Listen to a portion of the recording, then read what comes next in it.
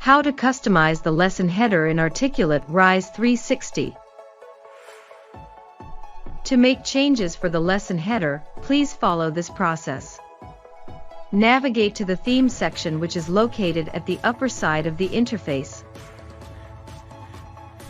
Then select the lesson headers.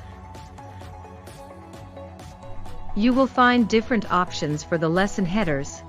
Opt for the one that aligns most effectively with your requirements.